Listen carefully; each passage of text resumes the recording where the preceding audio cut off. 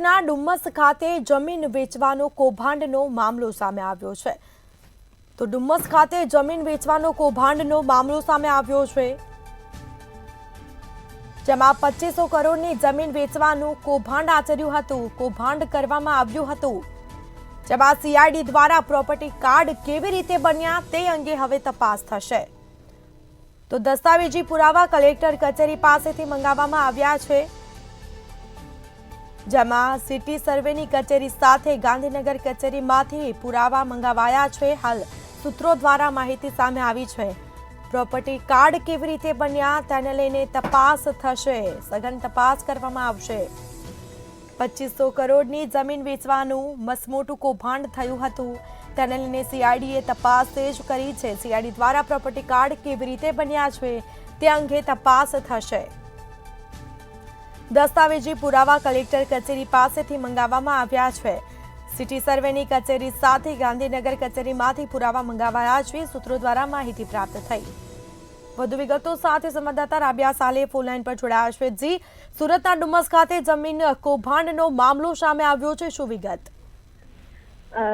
તો ખાસ કરીને જે 2500 કરોડની જે જમીનનો કૌભાંડ મામલો છે, આ કૌભાંડ ખૂબ જ ચર્ચાઈ રહ્યું છે અને અત્યારે આ કૌભાંડની અંદર સીઆઈડી જે છે હવે એક્શન મોડમાં આવી હોય એવું લાગી રહ્યું છે। સુરતના જે ડુમ્મસ ખાતે 2500 કરોડની જમીન વેચવાનું કૌભાંડ મામલો છે, એની અંદર સીઆઈડી ક્રાઇમ દ્વારા પ્રોપર્ટી કાર્ડ કેવી રીતે બન્યા તે અંગેના દસ્તાવેજી પુરાવાઓ ક્યાંથી આવ્યા, આ તમામની વિગતો સુરત કલેક્ટર કચેરી ખાતેથી માંગવામાં આવી છે। એટલું જ નહીં, સીઆઈડીની તપાસમાં પ્રોપર્ટી કાર્ડ બનાવવા માટે કોઈ અરજી કરવામાં આવી છે કે કેમ, કે હજી સુધી આ અરજી થઈ નથી એવું પણ બહાર આવ્યું નથી, જેની પણ તપાસ થઈ રહી છે।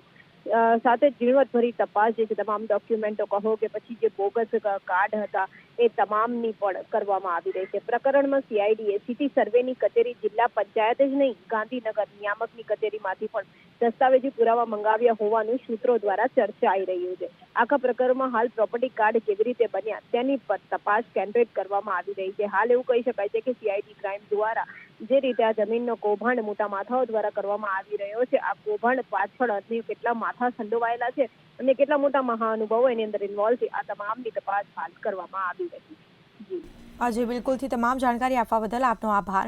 તો સીઆઈડી દ્વારા પ્રોપર્ટી કાર્ડ કેવી રીતે બનાવ્યા છે તેને લઈને તપાસ કરાઈ છે। દસ્તાવેજી પુરાવા કલેક્ટર કચેરી પાસેથી મંગાવવામાં આવ્યા, પ્રોપર્ટી કાર્ડ કેવી રીતે બન્યા તેની પણ કેન્દ્રિત તપાસ થશે।